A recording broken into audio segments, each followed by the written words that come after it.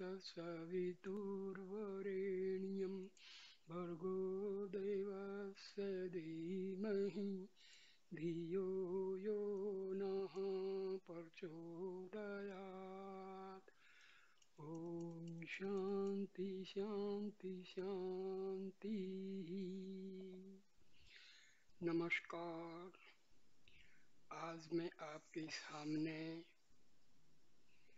महर्षि याज्ञवल्क्य और उनकी धर्मपत्नी जो बहुत ही आध्यात्मिक प्रवृत्ति की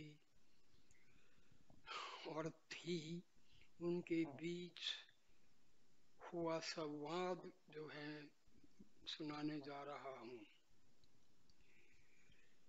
हे प्रिय पाठकों, इस भारत भूमि पर बड़े बड़े विद्वान हो गए हैं और होते जाएंगे।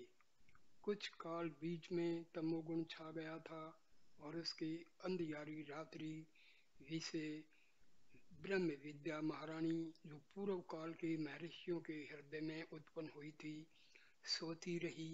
अब इस अंग्रेजी धर्म युक्त राज्य में सुषुप्ति अवस्था से उठकर चारों ओर देख रही है और उनके चेहरे का प्रकाश सूर्य की तरह फैल रहा है, जिस करके इदानी काल के विद्वान अपने में ही अपने सच्चिदानंद रूप को देख रहे हैं और अपने ही चेतन स्वरूप को पाकर उनके रज तम से उत्पन्न हुए राग द्वेष ऐसे त्रिभाव को प्राप्त भये हैं, जैसे रवि के उदय होते ही नक्षत्रगण तिमिरता को प्राप्त हो जाता है।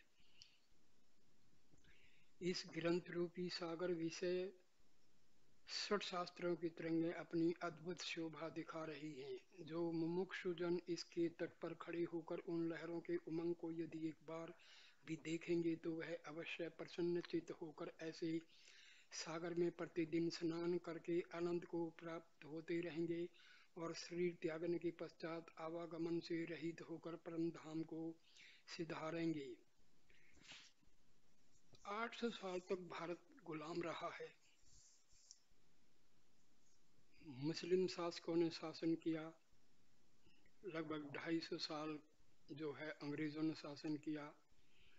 दोनों ने हिंदू धर्म को नष्ट करने की अथक प्रयत्न किए। लाइब्रेरी जो है जला दी, साहित्य को नष्ट कर दिया। आज बहुत सारे हमारे अति उत्तम ग्रंथ जो हैं उपलब्ध नहीं हैं। इन अत्याचारियों ने जो है हमारे ग्रंथों को जो संस्कृत भाषा में थे उनको जला दिया, नष्ट कर दिया। फिर भी भारत की जो संस्कृति है, धर्म की जो ज्वाला है, वो आज भी ज्वलंत है। भारत की ही संस्कृति हिंदू धर्म ऐसा है जिसको आतात्यायी अपने अति अत्याचार के प्रवृत्ति से नष्ट नहीं कर पाई। तो मैं संवाद जो हूँ शुरू करता हूँ।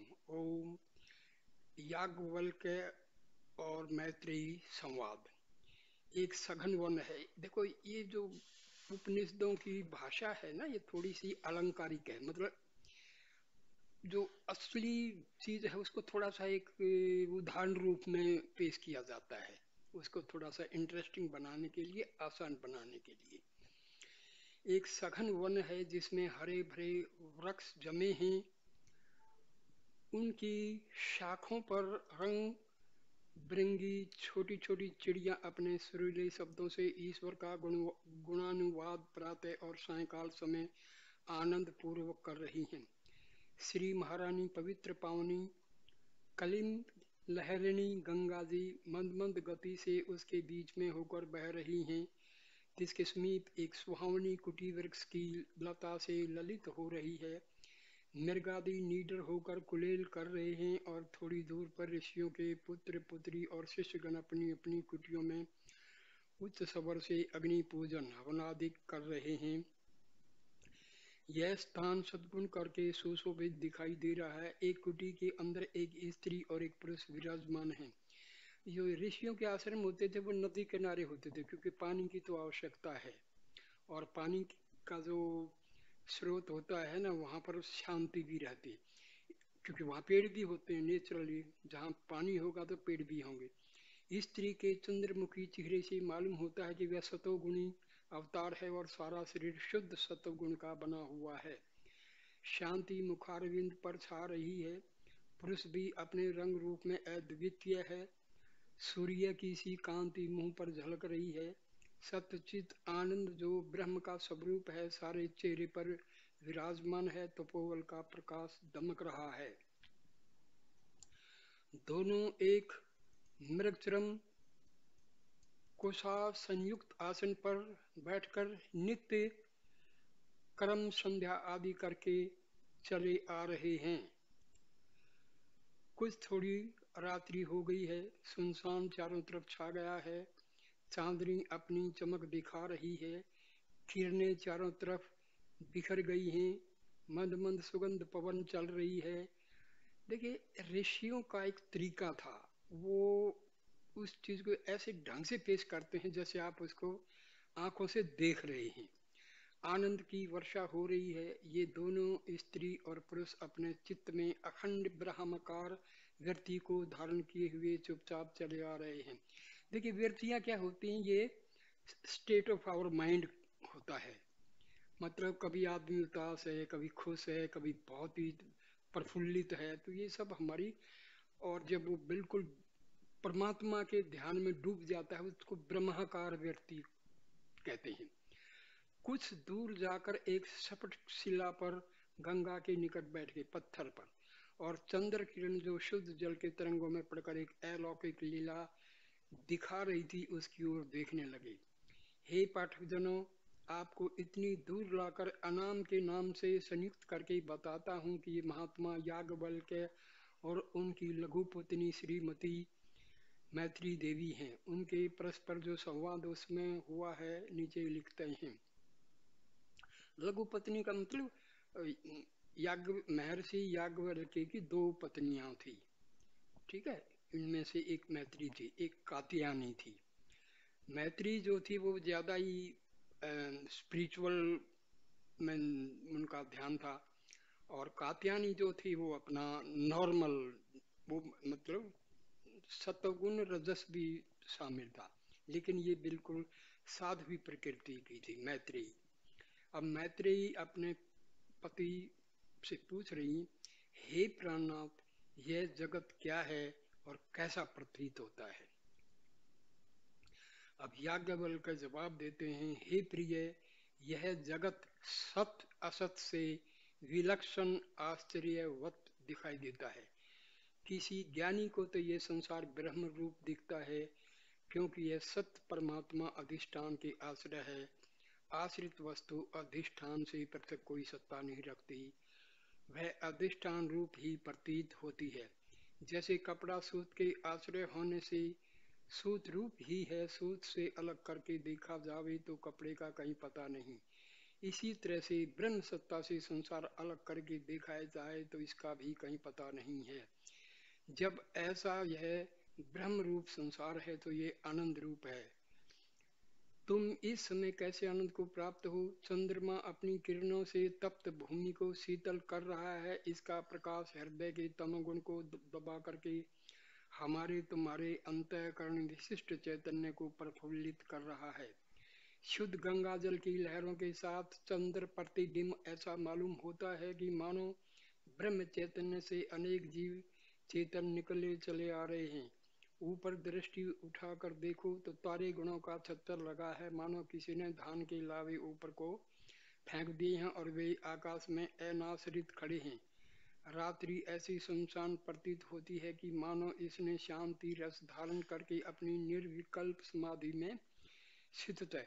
तुम दृष्टा होकर अलौकिक दृश्य को देख रही हो। अब बताओ कि क्या तुम्हारा मन भ्रमर होकर इस दृश्य के अधिष्ठान चेतन ब्रह्म में नहीं लग रहा है? हे चंद्रवदनी, ऐसी आनंद कंद की वृत्ति का धारण पवन रहित शुद्ध जल है, क्योंकि शुद्ध और शांत होने के कारण इस जल में हर तरफ चंद्र का प्रतिबिंब दिखाई दे रहा है और इसको देखकर आनंद आनंदित हो जाता है।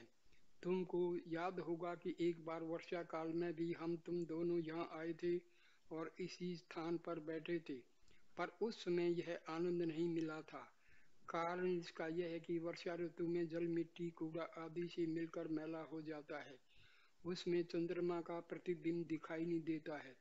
जब वर्षा काल व्यतीत हो जाता है और शरद ऋतु आती है, तब पानी से मिला हुआ गर्द गुब्बार नीचे बैठ जाता है और जल निर्मल हो जाता है और वायु की गति मंद हो जाती है। तब चंद्रमा का प्रतिबिंब यथार्थ दिखाई देने लगता है। हे मैत्री, इसी प्रकार पुरुष के अंतःकरण रूपी नदी, देखिए, जैसे पानी में मिट्टी घुली हुई है, हाँ, मटेला पानी है, तो उसमें हम कोई चीज देखना चाहें तो वो दिखाई नहीं देगी। शुद्ध पानी है जिसकी मिट्टी नहीं है, उसमें हम नीचे तली में कोई चीज पड़ी हुई है वो साफ दिखाई देगी। इसी प्रकार जब हमारा अंतर्मन जो है पवित्र हो जाता है, तभी हम भगवान की और आत्मा को जो है देख पाते हैं। जब तक हमारे मानसिकता जो है कलुषित है, दुर्भावनाओं से भरी हुई है, तो हम आत्मा के दर्शन नहीं कर पाते हैं। देखो कितना अच्छा उदाहरण दिया है। इसी प्रकार पुरुष के अंतःकरण रूपी नदी जब तक मल विक्षेप और आवरण रूपी गर्द गुब्बार से भरी है, मतलब गंदे विचार हैं, दुर्भावनाएं हैं, बैर विरोध है, लोभ मोह, ये सब क्रोध, सब ये गंध हैं। ये मिट्टी की तरह, जैसे पानी गंदा होता है, ये लोभ मोह घृणा नफरत दुश्मनी, ये जो हैं हमारे मन को अपवित्र करते हैं, गंदा कर देते हैं। तब तक उसमें अपने अधिष्ठान चेतन रूपी चंद्रमा का प्रतिबिंब नहीं दिखा देता। कहने का मतलब यह, जब हमारा मन गंदा है तो आत्मा को हम नहीं देख पाते हैं। मगर जब अंतःकरण शुद्ध और विषय वासना वृत्ति की निवृत्ति हो जाती है, तब वह अपने स्वरूप को यथार्थ देखने लगता है। यदि पुरुष चाहे कि मैं अपने यथार्थ स्वरूप चेतन को अपने में देखूं, तो उसको चाहिए कि वेद विहित निष्काम कर्म करके वह अपने अंतःकरण को शुद्ध करे और फिर अपने इष्ट देव की उपासना करके अपनी वृत्तियों को शांत करे, अर्थात उठने न देवे। क्योंकि जैसे शुद्ध जल विषय जो सूर्य या चंद्रमा का प्रतिबिंब पड़ता है, वह वायु के वेग से जल में हलचल किया करता है और इसी कारण वह प्रतिबिंब कटाकुटा सा प्रतीत होता है, ठीक ठीक जैसा है वैसा नहीं दिखाई देता है। इसी तरह से जब तक शुद्ध कामना की वृत्ति की शांति नहीं होती है, तब तक यथार्थ स्वरूप अपने चेतनात्मा का हृदय रूपी जल में नहीं दिखाई देता है, छिन्न परिच्छिन्न सा दिखाई पड़ता है। परंतु जब शुद्ध चित्त होकर वासना रहित होता है, तब चेतन का प्रतिबिंब उसमें दिखाई देने लगता है और वह पुरुष अपने अलौकिक रूप को अपने में देखकर और आश्चर्य को प्राप्त होकर आनंद के समुद्र में मगन हो जाता है। और फिर जब श्रोत्रिय ब्रह्मनिष्ठ गुरु का दर्शन होता है और वह उपदेश करता है कि जो तुम अपने में अकथनीय चेतन ब्रह्म का स्वरूप चंद्र बिंब देखता है, सो तू ही है और यही तेरा स्वरूप सच्चिदानंद है। यही तेरा रूप बाहर भीतर सब में दिखाई देता है। तेरे से इतर, इतर का मतलब दूसरा कोई वस्तु नहीं है। जिसमें पुरुष को ऐसा बोध होता है, उसका चेहरा खिल उठता है, क्योंकि वह अखंड आत्म सुख को अपने में ही प्राप्त होता है। हे मैत्री, अब कहो, क्या तुम मेरे उपदेश करके अपने वास्तविक रूप को प्राप्त होकर के आनंद को प्राप्त हो या नहीं? और क्या तुमको संसार ब्रह्म स्वरूप नहीं दिखाई देता है? हे मैत्री, ऐसा जो सर्वव्यापी सर्वशक्तिमान परमात्मा है, वही तुम्हारे मेरे और सब जीवों के शरीर में स्थित होकर विलास कर रहा है। वही अपने भक्तों के आनंद के लिए अनेक रूपों को धारण कर। देखो दोस्तों, क्या है, कुछ जो लोग अनुभवहीन थे, केवल पढ़ लिया, शास्त्र पढ़ लिया, वेद पढ़ लिया, उपनिषद पढ़ लिया, लेकिन अंदर ठंठन पाल थे, उन्होंने हमारे जो हिंदू धर्म का सबसे बड़ा नुकसान किया है।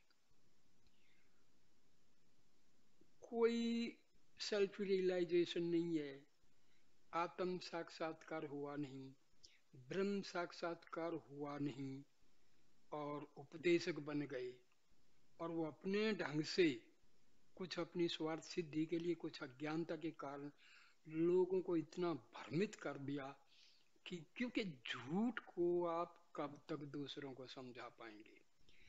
झूठ बोल बोल के तो आप दूसरों को उस रास्ते से भटका दोगे। यही हुआ है। देखो, ये जो आध्यात्मिक कोई भी चीज है उसको आपको सबसे पहले अनुभव करना है। आपको जब अनुभव हो जाएगा तो आपकी बात का दूसरों पर असर भी होगा, उनको फायदा भी होगा।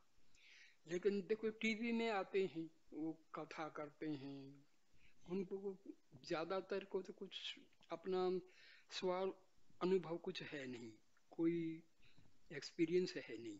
वो किताब में पढ़ के बता दिया, वो नहीं भाई, थोड़ा अनुभव है तो दूसरों को फायदा होता है, अदरवाइज तो कोई फायदा नहीं। तो चक्कर ये है, पहले क्या है कि औरत जो है गायत्री मंत्र नहीं कर पाएगी, केवल ब्राह्मण ही गायत्री मंत्र पढ़े। अरे भाई ये क्या है, हर मानव बराबर है, क्या इसमें ब्राह्मण क्या क्षत्रिय क्या शूद्र, मतलब बेहुदा बातें हैं ये। हर इंसान की आत्मा उतनी ही पवित्र है, अजन्मा, अजर, अमर है, सर्वव्यापी है, सर्वशक्तिशाली है, सर्वज है। चाहे वो ब्राह्मण है, चाहे वो अक्षत्रिय है, चाहे शूद्र है, चाहे वैश्य है, सब बराबर हैं भाई। ये क्यों भेद किए? ये हमारे जो मतलब अनुभवहीन जो है ना, इन्होंने सत्यानाश किया है। मंदिर में जाओ ये नहीं आएगा, अछूत है ये। अरे मेरे भाई, परमात्मा के घर में कोई अछूत नहीं है भाई। अरे आपके अंदर आत्मा है, वो सबकी बराबर है। वो कहते हैं सबकी बराबर है, लेकिन आपने उनके बर्तन को, पानी को छू दिया तो बस जी। तो क्या है, ये अनुभवहीनता है, ये अज्ञानता है। हर इंसान को हमें बराबर समझना है। तो आगे सुनिए, कहीं कहीं वह स्त्री के शरीर में होकर स्त्री रूप से प्रकट है, कहीं मनुष्य, कहीं आत्मा। ना स्त्री है ना पुरुष है भाई, आत्मा तो आत्मा है।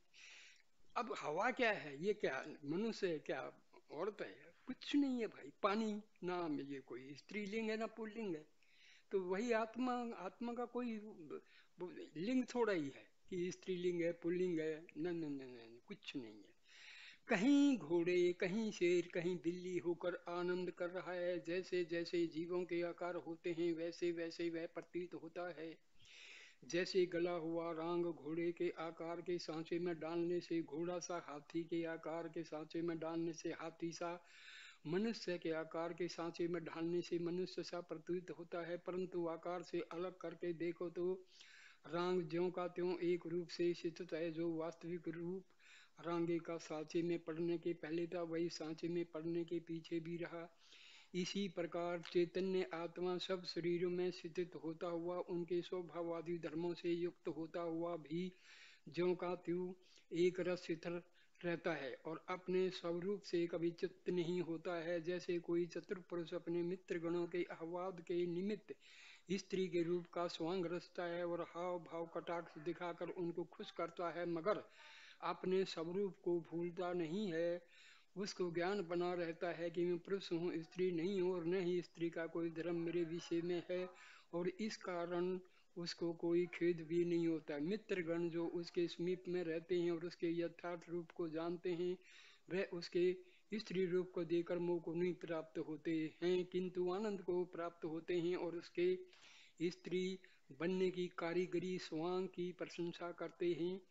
मगर जो अज्ञानी पुरुष उसके यथार्थ स्वरूप को नहीं जानते हैं और उससे दूर हैं, वे कामना के वश होकर मन के अनेक संकल्प विकल्प करके दुख उठाते हैं। इसी प्रकार हे प्रिय मैत्री,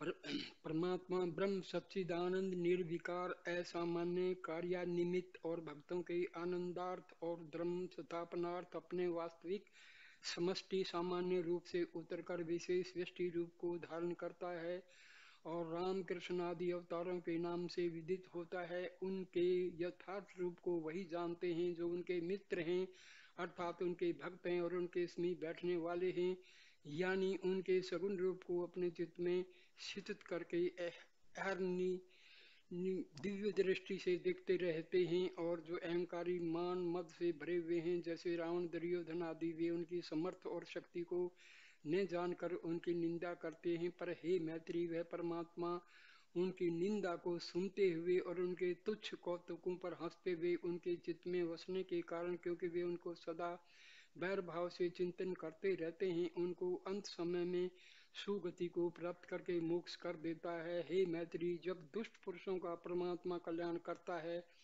तब जो उसके भक्त हैं और उसमें रमण क्रिया करते हैं और उसके गुणानुवाद को श्रवण करते हैं, तो वे यदि जीते ही जी ब्रह्म रूप हो जाएं, ब्रह्मविद भवती और शरीर पात होने पर आवागमन से रहित होकर ब्रह्म में इस तरह से लीन हो जावें जैसे पानी में पानी, अग्नि में अग्नि, तो इसमें असंभव क्या है?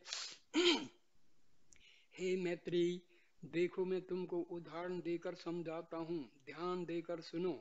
अगर एक टुकड़ा लोहे का लेकर विचार के साथ देखो तो तुमको मालूम होगा कि वह आकाश तत्व से पूर्ण है, यानी उसके ऊपर नीचे बाहर भीतर आकाश व्याप्त है। आकाश वह है जो और वह वस्तुओं को अपने आने की जगह दे।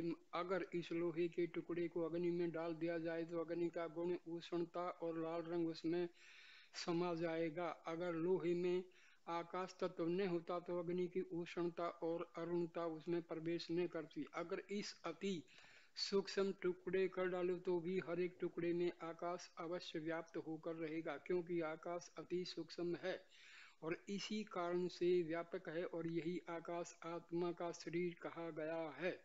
आत्मा अधिष्ठान होने से और शरीर अध्यस्त होने से एक दूसरे से पृथक नहीं है। जो कुछ चैतन्य आत्मा अधिष्ठान में अध्यस्त है वह दृश्य है, और दृश्य पंच तत्वों से बना है, और पांचों तत्व कार्य धारण करके स्थित हैं, और कार्य कारण से अलग रह नहीं सकता है।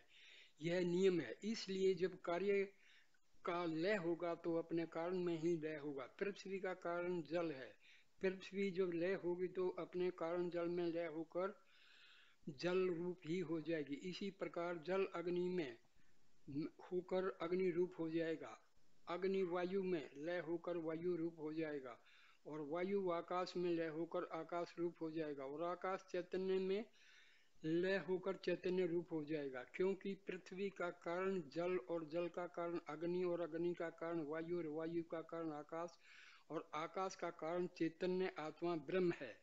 और क्योंकि अध्यस्त अधिष्ठान से पृथक नहीं रहता है, इसलिए हम तुम यावत शरीरधारी अध्यस्त हैं, सब ब्रह्म रूप ही है। जिस परमात्मा की सत्ता करके यह शरीर स्थित है और जो शरीर के अंदर व्यापक है, उसी का ध्यान और अनुभव करना चाहिए। यह शरीर पंच तत्वों से कार्य कारण करके बना है। यह काल पाकर प्रारंभ कर्म भोगने के लिए उत्पन्न होता है, और जो प्रारब्ध कर्म की समाप्ति हो जाती है तब यह शरीर नष्ट हो जाता है। प्रारब्ध जो कर्म होते हैं वो कर्म हैं जो हमने पिछले जन्मों में किए थे, अब उनका फल हमको मिल रहा है। प्रारब्ध नेगेटिव है तो हमें दुख मिल रहा है, पॉजिटिव है तो हमें अच्छा मिल रहा है। संचित कर्मों का वो भाग जो इस जन्म में हम भोग रहे हैं वो प्रारब्ध है, और आगामी कर्म वो होते हैं जो अब हम डेली कर रहे हैं तो वो कर्म बनते चले जाते हैं। ठीक है। और संचित जो पिछले जन्मों के कर्म इकट्ठे हो गए वो संचित कर्म है, और उन संचित कर्मों का ही एक भाग प्रारब्ध है, जिसको हम किस्मत कहते हैं, फेट कहते हैं, डेस्टिनी कहते हैं। तो ये है, ये सब सच है, इसमें कोई दो राय नहीं, ये झूठी चीजें नहीं। हे मैत्री, अगर तुम भली प्रकार विचार करके देखोगी तो चैतन्य आत्मा जो जीव भाव से इस शरीर में स्थित है, वह तीनों शरीर स्थूल सूक्ष्म कारण, स्थूल जो हमारा शरीर है, फिजिकल बॉडी जिसको बोलते हैं, जिसमें हड्डियां हैं, मांस है, चमड़ी सब मिला के, सूक्ष्म शरीर में जो है हमारा मन आता है, बुद्धि आती है, ईगो आता है, 5 मुख्य प्राण आते हैं, 5 उप प्राण आते हैं, 5 कर्मेंद्रिय, 5 ऑर्गन्स ऑफ परसेप्शन, ज्ञानेन्द्रिय जिसको हम बोलते हैं। तो ये इन चीजों से जो बना है, ये बना है सूक्ष्म शरीर। कारण शरीर जो है वो है हमारा, एक्चुअली ईगो मैंने वहां गलत बोल दिया। ईगो और हमारा जो आत्मा है, आत्मा कारण शरीर में है। सूक्ष्म मन को इंग्लिश में एस्ट्रल बॉडी बोलते हैं, सटल बॉडी बोलते हैं। जब इंसान की मृत्यु होती है तो आत्मा के साथ में सूक्ष्म शरीर भी निकल जाता है, जिसके अंदर माइंड होता है, जिसके अंदर संस्कार भरे होते हैं। अगला जब जन्म लेता है इंसान तो वो उसका जो चित्त है, मतलब जैसे कंप्यूटर की है ना मेमोरी, तो वो मेमोरी है चित्त, वो साथ में जाता है। तो इनको मैं किसी दूसरे वीडियो में कभी अच्छी तरह से एक्सप्लेन करूंगा, बहुत बहुत ही इंटरेस्टिंग चीजें हैं।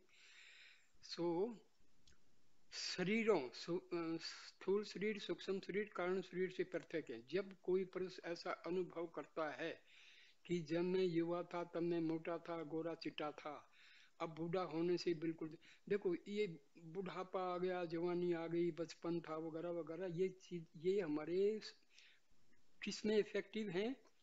फिजिकल बॉडी में, ठीक है। एस्ट्रल बॉडी और कॉजल बॉडी, जिसको कारण शरीर हम बोलते हैं, उस पर कोई फर्क नहीं पड़ता है। और सांवला हो गया हूँ, अब जिस शक्ति करके वह पुरुष अपने मोटे दबले गोरे चिट्टे सावले शरीर का अनुभव करता है, वह अनुभव करने वाली शक्ति अनुभव की हुई वस्तु और शरीर से पृथक है। इस न्याय प्रमाण से कि घटा दृष्टा घटा भिन्न, घट का देने वाला घट से अलग रहता है, इसलिए यह सबूत करता है कि चैतन्य आत्मा जो शरीर के अंदर है वह स्थूल शरीर से पृथक है। क्यों? शरीर का दृष्टा है हे मैत्री। पांच कर्मेंद्रिय, पांच ज्ञानेन्द्रिय, पांच प्राण, मन, बुद्धि, चित्त, अहंकार, इनके समुदाय को हम क्या कहते हैं? सूक्ष्म शरीर कहते हैं। एक सूक्ष्म शरीर से भी चैतन्य आत्मा पृथक है। जब कोई पुरुष कहता है कि मैं आंखों करके पहले अच्छी तरह से देखता था, अब नहीं देख सका, मेरी आंखें शक्तिहीन हो गई, अब मेरे प्राण चलते चलते थक जाते हैं, मेरी यावत इंद्रियां हैं सब कमजोर हो गई हैं, अब जिस शक्ति करके अपने लिंग शरीर के कमजोर और अच्छा होने का अनुभव करता है, वह शक्ति अनुभव की वस्तु यानी लिंग शरीर से लिखे हुए न्याय प्रमाण करके, लिंग शरीर एस्ट्रल बॉडी, सूक्ष्म शरीर पृथक है। मूला ज्ञान या मूल प्रकृति या माया कारण शरीर है, क्योंकि इसके कारण शरीर और देखो माया, माया एक बहुत ही इंटरेस्टिंग शब्द है। माया भगवान की एक शक्ति है जिससे ये संसार पैदा हुआ है। माया जो है ये भगवान की एक शक्ति है जिसके कारण सृष्टि की रचना की है परमात्मा ने। सो क्योंकि इसके कार्य सूक्ष्म शरीर और स्थूल शरीर हैं, यह अति सूक्ष्म रूप से चैतन्य आत्मा में लय रहती हैं और परमात्मा के इच्छा मात्र से शब्द स्पर्श रूप रस गंध आकाश वायु अग्नि जल पृथ्वी होकर सृष्टि को रचते हैं। जब कोई पुरुष सोकर उठता है और उसका मित्र पूछता है कि कहो भाई रात्रि कैसी कटी, तो जवाब देता है कि ऐसे आनंद से सोया कि खबर तक न रही। यह सब साबित करता है कि पुरुष सुषुप्ति अवस्था में एक तो आनंद को अनुभव किया और दूसरे बेखबरी को। देखो सुषुप्ति में आनंद का अनुभव क्यों होता है? कि उस टाइम हमारा जो मन है वो निष्क्रिय बन जाता है। सपने आते हैं वो एक अलग बात है, और उठ करके जो ये कहा कि मैं ऐसा आनंद से सोया कि खबर नहीं रही, यह स्मृति ज्ञान है, और स्मृति ज्ञान अनुभव की हुई यह देखी हुई वस्तु की होती है। जिस शक्ति करके पुरुष ने सुषुप्ति में ऐसा अनुभव किया कि ऐसा सोया कि खबर न रही, वह शक्ति अनुभव की हुई वस्तु आनंद और अज्ञानता यानी कारण शरीर से पृथक है। ऐसी यह शक्ति मैं या अहम है। यह तीनों शरीर में चैतन्य आत्मा एक रस सदा ज्यों का त्यों बना रहता है। मैं बालक था, मैं जवान था, मैं बूढ़ा हूँ, मैं जागता था, मैं स्वप्न देखता था, मैं स्थित हूँ, मैं चला जाऊंगा। जो मैं की बालक में था वही मैं जवानी में था वही उसका कोई फर्क नहीं पड़ेगा, चाहे जवानी हो, बुढ़ापा हो या जैसा, आत्मा सब वही रहती है। वही मैं अब स्थित हूँ, वही मैं चला जाऊंगा। हे मैत्री, यह तुम्हारा रूप है, तुम इस शरीर से पृथक स्थित हो। इस शरीर के नाश होने से तुम्हारा नाश नहीं है, न कभी तुम पैदा हुई हो। देखो हमारी सबसे बड़ी अज्ञानता क्या है? हम अपने आप को शरीर से आइडेंटिफाई कर लेते हैं, दैट इज इग्नोरेंस। ने कभी तुम मरोगी, अविनाशी होने के कारण तुम अभय हो, तुम्हारा ही रूप सब में होने से सब भी तुमसे भय रहित है। जो अभय होता है वह शोक रहित होता है, और जो शोक रहित होता है वह आनंद स्वरूप होता है, और जो आनंद स्वरूप होता है वही ब्रह्म है। इसलिए तुम ब्रह्म रूप हो, और ऐसे ही मैं भी ब्रह्म स्वरूप हूँ, और इत्र जीव भी ब्रह्म रूपी हैं। केवल इतना भेद है कि हम तुम ज्ञान करके अपने वास्तविक रूप को जानते हैं, और वे अज्ञान करके अपने वास्तविक रूप को नहीं जानते हैं। साधु, संत, ऋषि, महर्षियों में आम आदमी में यही फर्क है। वो जानते हैं कि हम ब्रह्म स्वरूप हैं, हम जानते नहीं हैं।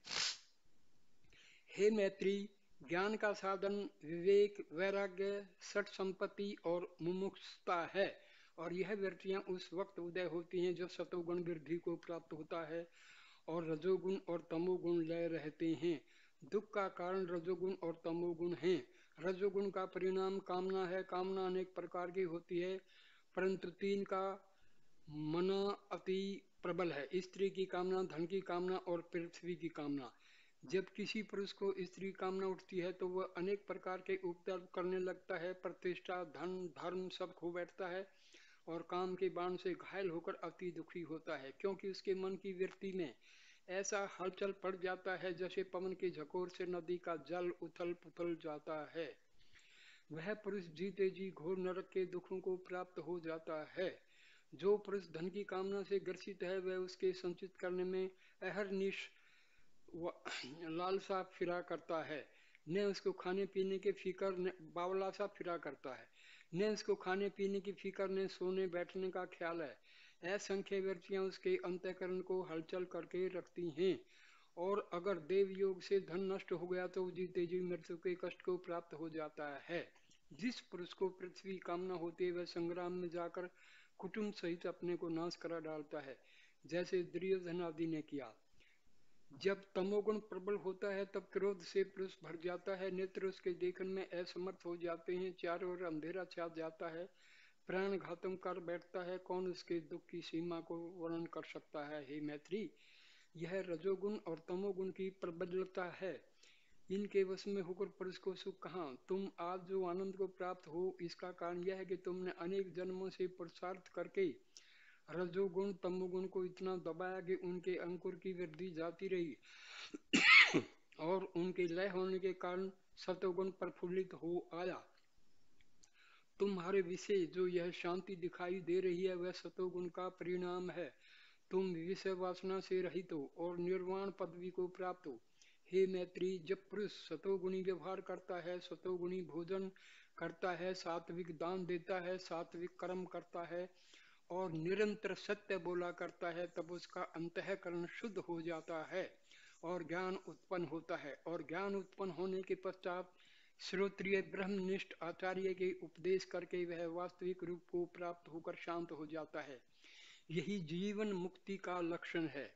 हे मैत्री, जो अवताराधिक होते हैं वह वेद विहित कर्मों को उल्लंघन करके वर्तते हैं, उनको कोई कर्म लिप्यमान नहीं होता है, यानी वह कर्म के बंधन में नहीं आते हैं, उनको माया नहीं सताती है, उल्टी माया उनको हाथ जोड़ती है, क्योंकि माया उनके अधीन है, जैसा वे चाहते हैं वैसा ही माया करने लगती है। जब कृष्ण 5 वर्ष के थे तब अपने सखों के सामने बहुत सी सुइयां एक दूसरे के बाद गाड़ देते थे, और हाथियों से जो कि सुइयों के पीछे खड़े रहते थे उनसे कहते थे कि इन सुइयों के नाकों में से निकल जाओ, और सब सूक्ष्म होकर झटपट निकल जाते थे। इस कौतुक को देखकर सब हर्ष को प्राप्त होते थे। एक बार ब्रह्मा जी गौ और गोपालों को लेकर बड़ी दूर किसी खो में चले गए, ऐसा समझ करके कि अगर कृष्ण केवल मनुष्य मात्र है तो मनुष्य पुत्र है तो गौ और गोपालों को न पाकर रुदन करेगा और बगैर उनके गोकुल को कैसे जाएगा। ब्रह्मा की अज्ञानता को देखकर कृष्ण मन ही मन बहुत हंसे, और माया ने उनकी इच्छा को जानकर वैसे ही और उतनी ही गौ गोपाल रच दिए, और कृष्ण सबके साथ गोकुल को सायंकाल चल दिए। यह कौतुक देखकर ब्रह्मा आश्चर्य को प्राप्त हुआ और मन ही मन प्रणाम करके ब्रह्मलोक को चला गया। हे मैत्री, जितने अवतार होते हैं वे ब्रह्म रूप ही होते हैं, और माया ब्रह्म के आश्रित न होने से उनके इच्छा अनुसार सब कार्य करती है। जैसे राजा के नौकर राजा के इच्छा अनुसार ही सब कार्य करते हैं। हे मैत्री, जब माया यह देखती ही कि परमात्मा कई अवतार लेना चाहता है तो पेशतर उसके उतरने के ऐसा सुंदर अद्वितीय शरीर बना रखती है कि आते ही उसमें अलौकिक अनिर्वचनीय सामर्थ्यता दिखाई देने लगती है और इस देश भर में चारों तरफ हर्ष की सामग्री दृष्टि आने लगती है। हे मैत्री, जीवन मुक्त पुरुष वही है जो योग बल करके ऐसा शक्तिमान हो जाए जैसा कि ईश्वर है। मैत्री, हे प्रभु, आपने संसार को ब्रह्म रूप बताया, तो ब्रह्म तो निराकार है और संसार साकार है, निराकार साकार कैसे हो सकता है? बहुत ही कठिन सवाल है। आदि शंकराचार्य ने कहा है कि जो संसार है ये मिथ्या है और ब्रह्म ही सत्य है। ब्रह्म सत्य, जगत मिथ्या, ये कहा है, क्योंकि इस जगत की उत्पत्ति ब्रह्म से होती है। तो याज्ञवल्क्य का इसका जवाब देते हैं, हे प्रिय मैत्री, जैसे ब्रह्म अनादि है वैसे माया भी अनादि, क्योंकि माया ब्रह्म की शक्ति है। किसी ऋषि मुनि देव दैत्य को आज तक पता नहीं लगा कि माया कब से है। जब महाप्रलय होता है, यानी यह दृश्यमान संसार नहीं रहता है, तब वे तत्व जिन करके यह संसार दिखाई दे रहा है परमाणु रूप से ब्रह्म विशेष स्थित रहते हैं और जीव भी लय रहते हैं। फिर जब जीव, भाई मैं एक एग्जांपल देता हूं। अब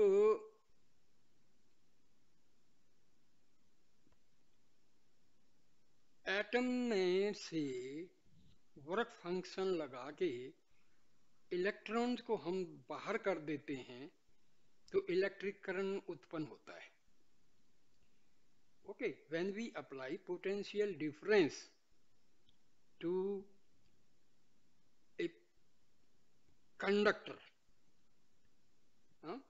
so electrons are extracted from the atoms and these electrons constitute the electric current। ये हम जानते हैं, लेकिन जब हम आत्मा की बात करते हैं तो लोग डाउट करते हैं, ये सब यार ये सब क्या। अरे मेरे भाई, जब एक एटम आपको दिखाई नहीं देता है, इलेक्ट्रॉन आपको दिखाई नहीं देता है, लेकिन जैसे ही डायनामो चला, कॉइल घूमी मैग्नेट के बीच में, तो करंट कहां से आ गया भाई? इनविजिबल है ना, एटम भी विजिबल है, इनविजिबल है, इलेक्ट्रॉन भी इनविजिबल है, लेकिन उस इलेक्ट्रिक से हम बल्ब जलाते हैं, रेडियो सुनते हैं, टीवी देखते हैं, तो उसका प्रकट हो गई ना कि हाँ भी है कोई सत्ता। यही चीज ब्रह्म है, यही चीज आत्मा है। ये सब एनर्जी है, ऊर्जा है, शक्ति है, पावर है। इनविजिबल जरूर है। जितनी चीज संसार में छोटी होती है उतनी ही शक्तिशाली होती है। देखो, मॉलिक्यूल से एटम, एटम से छोटा छोटा छोटा करके इलेक्ट्रॉन, इलेक्ट्रॉन जो है वो छोटा सा छोटा रूप है एक एटम का, लेकिन शक्तिशाली है, बिजली दे रहा है। तो यही चीजें मतलब हमें साइंस से भी जरा समझने की कोशिश करनी चाहिए। अब आयरन फाइलिंग्स हैं, मैग्नेट लाएंगे तो अट्रैक्ट हो जाएगा, शक्ति तो उसके अंदर एटम जो मैग्नेट है इसका प्रमाण हमें, जो आयरन फाइलिंग जो अट्रैक्ट होते हैं। तो भैया यही चीजें हैं। जैसे इलेक्ट्रिसिटी में तो हम कहते हैं negative charge attract the positive charge, लेकिन स्पिरिचुअलिटी में जरा ये लॉ डिफरेंट है। Positive attracts positive and negative attracts negative. जो मतलब ये लगा लो, सात्विक प्रवृत्ति के लोग सात्विक प्रवृत्ति के लोगों को ही पसंद करते हैं। Like attract the like. Okay, बिजली का जरा अलग है, वहां पर positive and negative they are attracting each other, but in spirituality like attracts the like। okay, so ये चीजें हम साइंस से समझ सकते हैं एग्जांपल देके। पहले ब्रह्म से 3 गुण रज तम सत्व निकलते हैं। इनकी साम्य अवस्था को प्रकृति कहते हैं। प्रकृति से महतत्व, महतत्व से अहंकार, अहंकार से पंच तन्मात्रा, शब्द, रूप, रस, गंध वगैरह, और पंच तन्मात्रा से पंच महाभूत, आकाश, वायु, अग्नि, जल, पृथ्वी। फिर अहंकार से 5 कर्मेंद्रिय, हाथ, पांव, लिंग, गुदा, वाणी, 5 ज्ञानेंद्रिय, आंख, कान, नाक, तत्व, जीवा, मन, बुद्धि, चित्त, अहंकार, और 5 प्राण, 5 प्राण अपान समान व्यान उदान। और इन सब के समुदाय से देखो, ये प्राण का अलग अलग काम है। कोई प्राण जो है हमारा एक्सक्रीशन में काम दे रहा है, कोई डाइजेशन में काम दे रहा है, कोई एसिमिलेशन में काम दे रहा है, कोई जब मौत होती है तो ये उदान ऊपर की तरफ प्राण को लिए, ये अलग अलग काम है। और पूरे शरीर का जो है एक सामंजस्य रखना है, ये समान प्राण का कार्य है। किसी कार्य के करने में असमर्थ, परंतु जो परमात्मा सच्चिदानंद इन विशेष सामान्य रूप से उतरकर विशेष रूप को धारण करता है, तब वे उसकी शक्ति से शक्तिमान होकर कार्य के करने में समर्थ हो जाते हैं। हे मैत्री, जब तत्व तमोगुण प्रधान होते हैं, यानी सत्य रज बहुत कम और तम बहुत ज्यादा, तब पहाड़, पत्थर, वृक्ष आदि की सृष्टि रहती है। जब रज और तम अधिक होते हैं और सत्य न्यून होता है, तब कीड़े मकोड़े, घोड़े, हाथी, बैल, गधा, पशु आदि जीव होते हैं। और जब सत्य बढ़ने लगता है तब मनुष्य की सृष्टि होती है। और जब सत्य प्रधान होता है और रजोगुण तमोगुण न्यून होते हैं, तब देवताओं की सृष्टि होती है। हे मैत्री, न्यूनाधिक नीच ऊंच अवस्था प्रकृति की होती है, आत्मा की नहीं। आत्मा सामान्य रूप से व्यापक होकर के सारे ब्रह्मांड भर में स्थित हैं। जिस शरीर में तमोगुण प्रधान है, उसमें आत्मा होते हुए भी न होने के कारण प्रतीत होता है, और जिस शरीर में रजोगुण प्रधान है, उसमें आत्मा तमोगुण प्रधान शरीर की अपेक्षा विशेष प्रतीत होता है, और जिस शरीर में तम सतोगुण प्रधान होता है, उसमें आत्मा बहुत विशेष अंश को प्राप्त होकर भासता है। हे मैत्री, वृक्ष आदि तमोगुण प्रधान है, इस कारण आत्मा भी इसमें सामान्य रूप से स्थित है, और इसी हेतु करके वृक्ष आदि पूजनीय नहीं है। बैल, गाय, घोड़ा, हाथी, पशु पक्षी आदि के शरीर रजोगुण प्रधान है, इनमें आत्मा कुछ कुछ विशेष अंश करके प्रतीत होता है, क्योंकि तमोगुण की अपेक्षा रजोगुण अधिक शुद्ध है। मनुष्यों में शूद्र के शरीर विषय रज तम दोनों प्रधान है, इस कारण शूद्र वृक्ष आदि से श्रेष्ठ है। वैश्य का शरीर रजोगुण प्रधान है, इस कारण उसमें आत्मा विशेष अंश करके शूद्र की अपेक्षा प्रतीत होता है। इसी हेतु से वैश्य शूद्र की अपेक्षा श्रेष्ठ है। अक्षत्रिय के शरीर में आत्मा और भी विशेष, हमारे ऋषियों ने जो अक्षत्रिय वैश्य ब्राह्मण जो पाया, वो इंसान के कर्म के अनुसार किया था। ये नहीं कि ब्राह्मण के घर हो गया तो ब्राह्मण हो गया, अक्षत्रिय के घर हो गया तो नहीं, नहीं, ये नहीं था। जो जैसा जिसकी योग्यता थी उसके अनुसार ये कहा गया था। इसको लोगों ने गलत समझ लिया। आज मनु को जो है लोग गालियां देते हैं, लोग मनुवादी, ये पता नहीं क्या क्या बोलते हैं, वो समझते तो है नहीं। आदमी जो प्रोफेशन करता, अभी टीचर है तो उसको टीचर ना कह के क्या कहोगे भाई, हवलदार कहोगे। तो ये तो वही बात है ना, अज्ञानता ने सब समाज के अंदर इतना वैमनस्य पैदा कर दिया है, अज्ञानता भरी हुई है।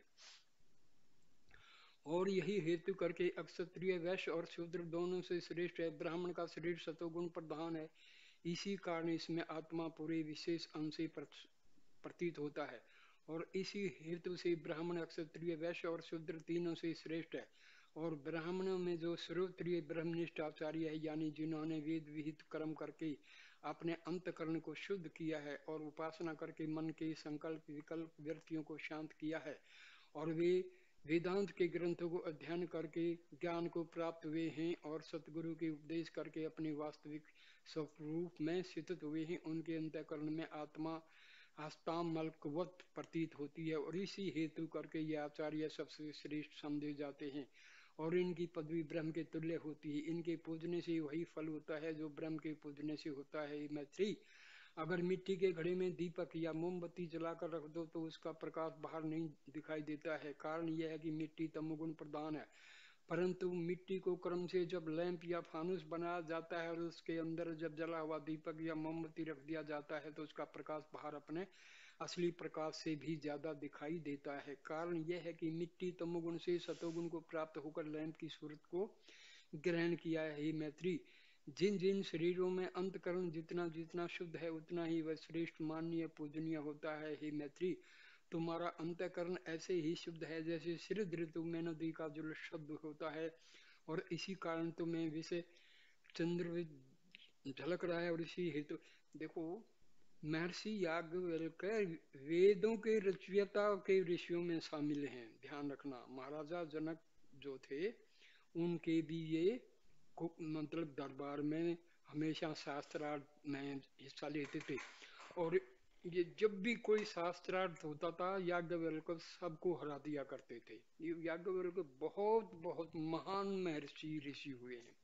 तो इनकी एक एक बात जो है वेद का वाक्य है, क्योंकि इन्होंने यजुर्वेद का तो पूरा रचना की है। हे मैत्री, शक्तिमान अधिष्ठान होने के कारण अध्यस्त भी शक्तिमान होता है। चैतन्य आत्मा शक्तिमान है, इसीलिए माया जो उसके आश्रित है वह भी शक्तिमान है। दोनों मिलकर अंधाधुंध मचा रखा है। माया भोग देने से हटती नहीं है और चैतन्य पुरुष भोगने से हटता नहीं। माया स्त्री होकर भोग्य है और चैतन्य आत्मा पुरुष होकर उसका भोगता है। जैसे समुद्र की लहरें कुलेल करती हैं वैसे स्त्री पुरुष परस्पर क्रीड़ा कर रहे हैं। दृष्टा दृश्य का तमाशा हो रहा है। बाहर निकल कर देखो तो हजारों कोस तक अन्न ही अन्न, फल ही फल, घास ही घास दिखाई दे रहा है, और मालूम होता है कि पृथ्वी उनके भार से नीचे को धसी जा रही है। पर थोड़े दिनों में जीव रूप ब्रह्म सबको भक्षण कर डालता है और उनका पता नहीं लगता, और फिर थोड़े ही दिनों में माया ज्यों का त्यों चारों ओर हरा भर कर देती है। जिधर देखो उधर माया की धूमधाम है। हे मैत्री, माया परमात्मा से यूं कहती है कि हे प्रभु, यद्यपि मैं आपकी अनुचरी और आपके आश्रय हूँ, आपसे कोई अपनी प्रत्यक्ष सत्ता नहीं रखती हूँ, तो भी आपकी शक्ति लेकर अपने रंग रूप में और कार्य के उत्पन्न करने में अद्वितीय और अनिर्वचनीय हूँ। और जो कुछ करती हूँ आपके भोगार्थ और हर्षार्थ करती हूँ। भला आप शयन सैया से उठकर आंख खोलकर ऊपर को देखिए, कैसे नक्षत्र गणों का छतर लगा है, मानो आकाश में मुक्ताफल मोती अपने लड़ियों से बिखर गए हैं। दक्षिण ओर समुद्र की तरफ देखे तो जल का भी अंत नहीं है। लहरें उसमें ऐसी छलांग मार रही हैं वे मानो सूर्य चंद्र का भी देवताओं के चरण छूने की अभिलाषा कर रही हैं। उत्तराखंड की तरफ जो देखिए तो पहाड़ों के ऊपर ऊपर को उठे चले जा रहे हैं, मानो ग्रहादिकों के हृदय की रोकने का पुरुषार्थ कर रहे हैं, क्योंकि उनकी भोग सामग्री अहंकार युक्त पर्वतों को क्लेश दे रही है। पूर्व की ओर देखिए तो प्रातःकाल सूर्य ऐसे प्रिय और हर्ष का देने वाला वर्षा ऋतु में खास करके निकलता है कि मानो कुंद इंदु समदेह धारण किए हुए शिव उमा सहित कनक रथ पर सवार हुए कैलाश से बैकुंठ को गगन मार्ग होकर चलने को तैयार हैं, और ज्ञान नेत्रों करके भूमंडल के तम को हटा रहे हैं।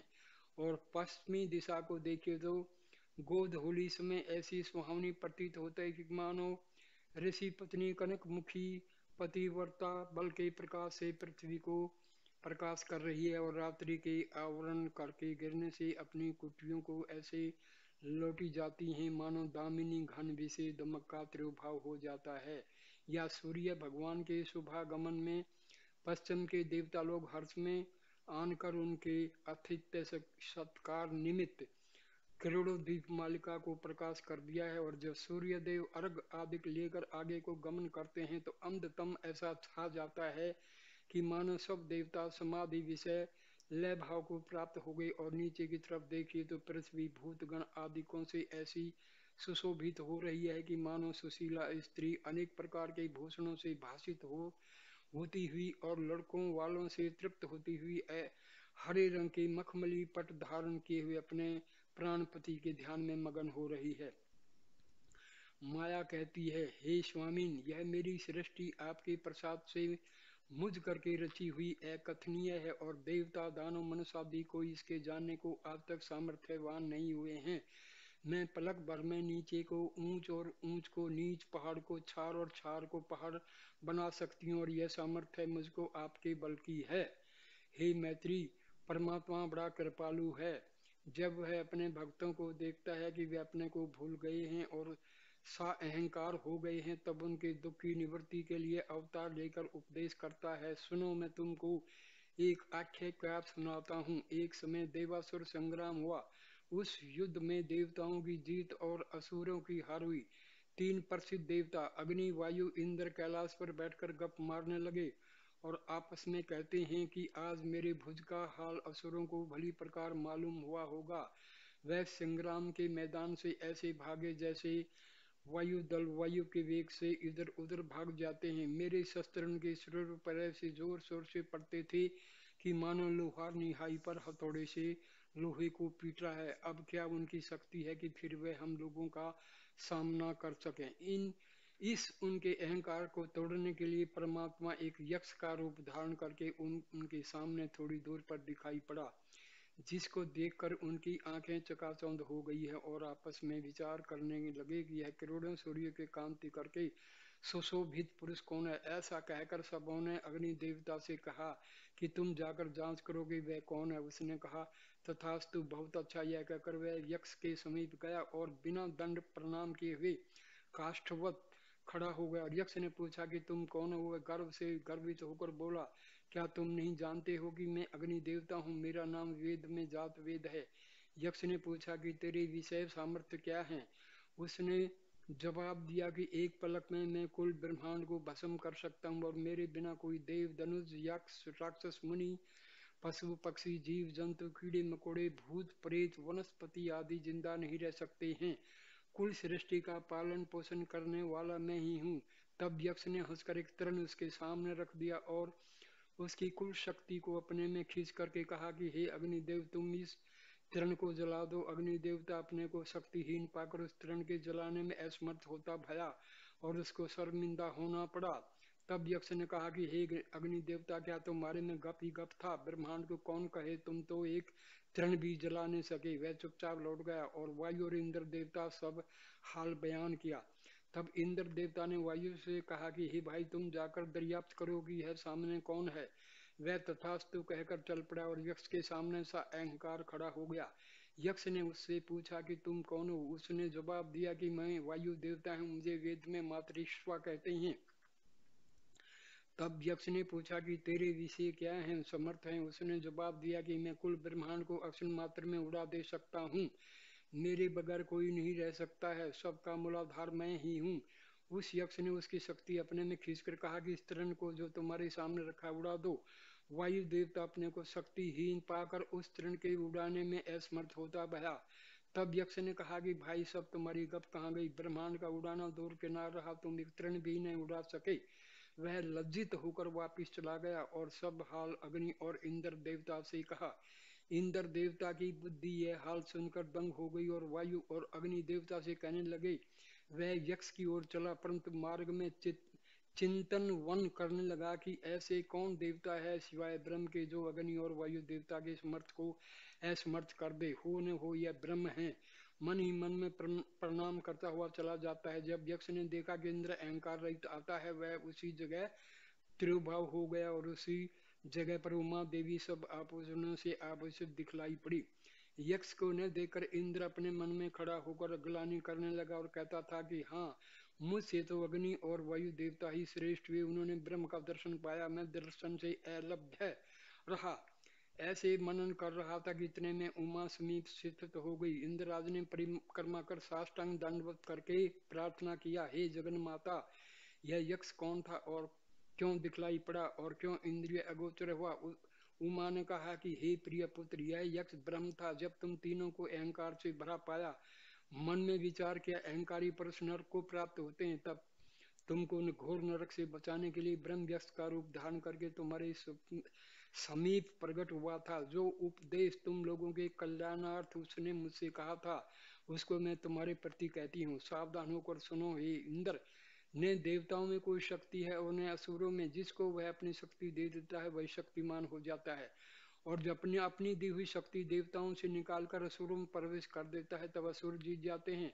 और जब देवता हार जाते हैं और जब असुरों की शक्ति खींचकर देवता में डाल देता है तब वह देवता जीत जाते हैं और असुर हार जाते हैं। देवासुर संग्राम में तुम देवता लोग इस कारण जीत गए कि ब्रह्म ने अपनी शक्ति असुरों में से निकालकर तुम लोगों में प्रवेश करा दी थी। करुणा निधान की ऐसी रीति सदा रहती है। हे इंद्रा, तुम स्वतः किसी में शक्ति नहीं है, उसकी ही शक्ति से सब शक्तिमान है। स्थूल और सूक्ष्म आदि शरीर सब मिट्टी के खिलौने की तरह जड़ हैं, वे चैतन्य शक्ति करके चैतन्य हो रहे हैं। उसी की कृपा दृष्टि करके रंग कुबेर हो जाते हैं और एक दिन दुख पर्दा चक्रवर्ती महाराज हो जाता है। और जब परमात्मा अपनी शक्ति उठा लेता है तब चक्रवर्ती महाराज कारागार में पड़ जाता है और धन्नाडे द्वार द्वार भीख मांगता फिरता है। हे पाठक जनों, हे मित्र गणों, इस उमाकृत उपदेश पर ध्यान देकर चलो, इसमें तुम्हारा कला। ये मैं दूसरे एक वीडियो में पूरी कहानी मतलब ये कथा सुना चुका हूँ। हे मैत्री, परमात्मा की विभूति जो विचित्र माया करके उत्पन्न होकर स्थित है उसका अंत नहीं। जितना ही उसके अभ्यंतर प्रवेश करो उतना ही वह द्रव्येय होती जाती है। जितने ही उसके कार्य के सूक्ष्मता ब्रह्म से संबंध रखती है उतनी ही आश्चर्य और अद्भुत चरित्र को देखने में आते हैं। मैत्री, तुमको याद दिलाता हूँ कि एक बार हम तुम दोनों इस वन से निकलकर बाहर गए थे। बसंत ऋतु अपनी चमत्कारी दिखा रही थी और चारों तरफ फूल फूल रहे थे। हर एक अंग में अनंग अपनी शोभा दिखा रहा था। एकाएक तुम्हारी हमारी आंखें सामने के मैदान में जा पड़ी तो क्या देखा कि दो राजाओं की सेना जीत की अभिलाषा में उमंग होते हुए अपनी अपनी सेना लिए हुए खड़े हैं। सिपाही ऐसे खड़े हैं मानो घटा छा गई है। हाथियों की लाइन ऐसी बंदी है मानो काले पहाड़ खड़े हुए हैं। घोड़े पवन से बातें कर रहे हैं। नगन तलवारों की चमचमी ऐसी होती है मानो बिजली बादल में चमक रही है। सूर्यवीरों के गोरे चेहरों पर ऐसे उमंग छाई थी कि मानो गुलाब के फूल खिले हुए हैं। शंखों के सिग्नात होते ही दोनों सेना मैदान में झुक पड़ी और खचाखच होने लगी। हाथियों पर से तीर सनासन ऐसे चलने लगे मानो वर्षा ऋतु में बादलों से पानी बरस रहा है।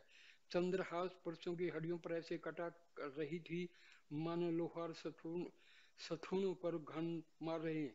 एक एक पहर बाद जब संग्राम समाप्त हो गया तो देखा कि लाशों की ढेर लग गई है और जो हाथी पर्वताकार मद मद होकर खड़े उनके गीदन भक्षण कर रहे हैं।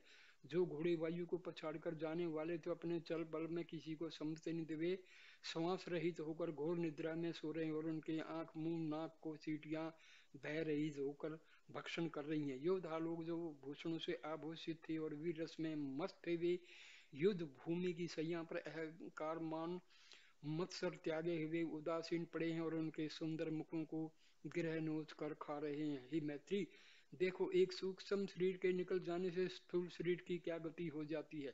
यह सूक्ष्म शरीर 5 कर्म इंद्रिय, 5 ज्ञान इंद्रिय, 5 प्राण और मन बुद्धि चित्त अहंकार के मेल से बना हुआ है। यह आत्मा के संबंध से एक ऐसा शक्तिमान है और इस सूक्ष्म शरीर के बल को लेकर यह स्थूल शरीर कैसी बलि और चंद्र और सूर्य की कांति को शर्माने वाला प्रतीत होता है। यह लंग शरीर माया का कार्य है। हे मैत्री, अनुभव करो कि कैसे यह माया बलवान है। अब मैत्री पूछती हैं, हे भगवान, माया को सविस्तार कहिए जिससे इतर पुरुष मेरे और आपके संवाद को पढ़िया सुनकर उससे और उसके कार्य से अपनी वृत्ति को खींचकर चैतन्य आत्मा में लगावे और अपने सच्चिदानंद स्वरूप को प्राप्त हुए। याज्ञवल्क्य का जवाब देते हैं, हे मैत्री सुनो, माँ के माने संस्कृत में नहीं के हैं और या के माने संस्कृत में जो के हैं। जो नहीं है पर प्रतीत होता है वही माया है। न ये सत्य है और न ये असत्य है। सत्य उसको कहते हैं जो सदा एक तरफ रहे, जिसमें कोई भेद कभी नहीं होवे। और असत्य वह है जिसकी स्थिति किसी काल में होवे, किसी काल में न हुए। अज्ञान अवस्था में भाषे पर ज्ञान अवस्था में उसका पता नहीं लगे। जैसे मृग तृष्णा का जल रेगिस्तान में दूर से दोपहर के समय एक आगे एक प्रतीत होने लगता है मानो जल का समुद्र भरा पड़ा है। ज्यों ज्यों भ्रांति में पुरुष त्यास करके मिराज जिसको हम बोलते उसके पीछे दौड़ता है, त्यों त्यों वह जल आगे को भागता हुआ जाता है। आखिर को वह पुरुष विकल होकर गिरकर मर जाता है। अब देखो, अगर वह जल सत्य होता तो भागता नहीं, उससे स्नान आदि कार्य सिद्ध होते हैं, पर ऐसा तो होता नहीं है।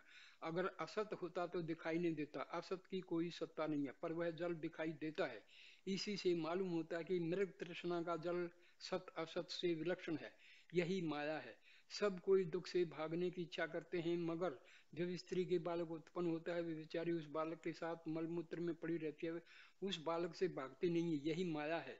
हम सबको देखते चले जाते हैं कि हजारों स्त्री पुरुष मर गए, पर हम यही सोचते हैं कि हम सदा जिंदा रहेंगे और सहस्रों वर्ष के वास्ते सामान तैयार करते हैं, पर उसके यत्न में जान भी खो बैठते हैं। यही माया है।